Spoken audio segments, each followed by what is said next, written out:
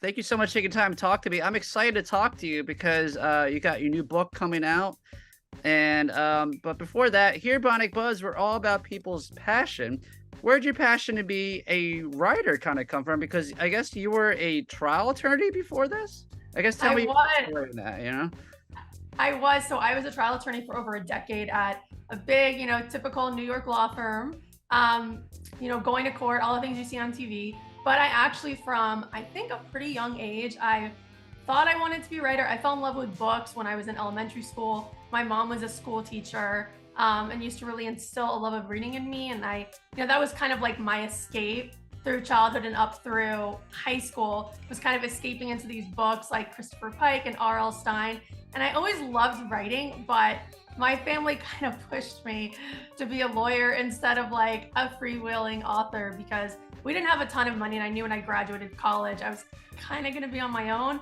So I didn't really have the luxury of like living the dream of going off to New York and being a writer. So instead, I wrote legal briefs. Wow. So, what point did you decide, like, all right, I'm gonna go for my passion. I see my career set. I don't have to worry, I guess, too much about money as being a starving artist, I assume, right? Yeah, yeah. It took a really long time. Like I said, I was at my firm for probably over 10 years, a little bit longer than that. I kind of got the bug maybe like year 3 or year 4. The first 3 years, like there's nothing you can do but work.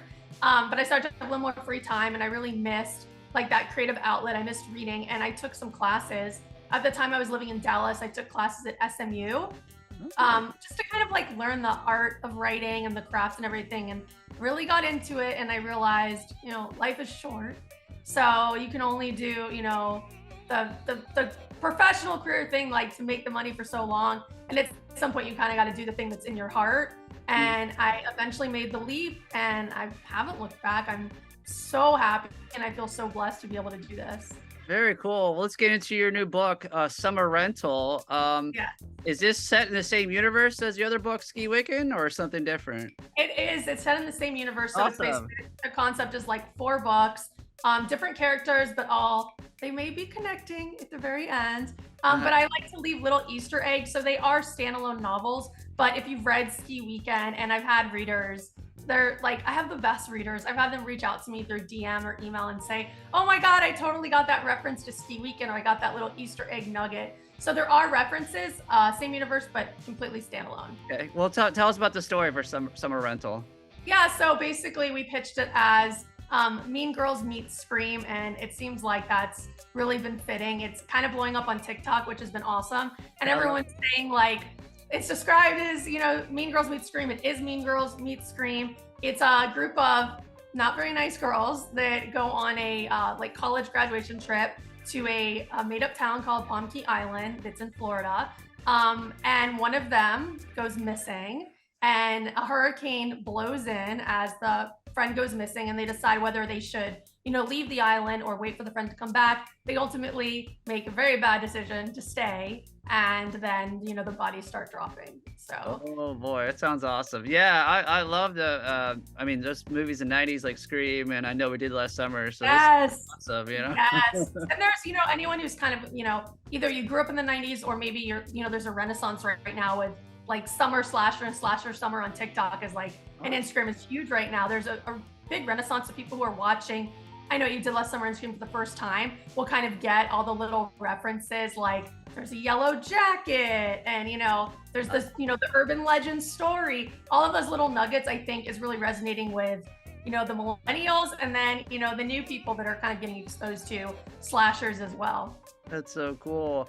I did mention your other book. I guess it's also being turned into a movie. Are you any It is. states are you allowed to talk about or anything like that? Or Yeah, well, there's some I'm not allowed to talk about yeah, that I I know. wish I could, that are kind of like secret. But the ones I am allowed to talk about, this was my debut thriller, Ski Weekend. It's a survival thriller in the mountains, and it was picked up to be produced by the makers of the Saw movies. So the producers of Saw, and they've been absolutely incredible. It's been an awesome experience. We got, fairly far. I started writing the screenplay. We were in the process of hiring someone to come on and help me with the screenplay, and we started looking into actors, and then the writer's strike hit. So Yeah. These are on and pause now we and might have a SAG. SAG strike. So Hollywood's, I think, kind of working out the kinks a little bit, but there's stuff I'm not allowed to talk about, so I feel like it's in really good hands. Like things are definitely moving We'll wait ahead. and see. So, well, Yeah. where are you on social media? So when you are allowed to talk about this, so people can get up. Yes, and I love connecting with people. So it's at Rektok Ross, which is my pen name. So RektokRoss, and that's my handle on all media. I was an IP lawyer, so it's like very important to have the same name everywhere if you can. Yeah. And I love connecting with readers and other writers as well. I know that you're a creator as well, so super fun for me to connect with other people. Yeah. And what are your summer plans? Are you going to be doing any signings or anything people can find you at, or? Yeah, so I will be going to Comic-Con, which I'm very excited about. I know you'll be there as well. I'll be there It's too. a great time. It'll be my second year, so I'm really thrilled. And then I'll be at YA by the Bay, but that's that's near you. That's in Tampa. It's here in Florida? Yeah. I'll be there. I believe that's October. Oh, And then cool. the rest of my plans are just unpacking my house because we just Well, I'll let you go so you can get back to, because I know moving is such a pain since I just did it recently. But I will see you at San Diego Comic-Con. Are you going to be at a certain booth or any certain time, anything like that? So I have a panel, I believe it's Thursday. And we're going to be talking about women in thriller and horror and adaptations. So I'm very, very excited. Cool. Well, everyone follow you on social media and check it out. Summer Rental just came in bookstores everywhere right now.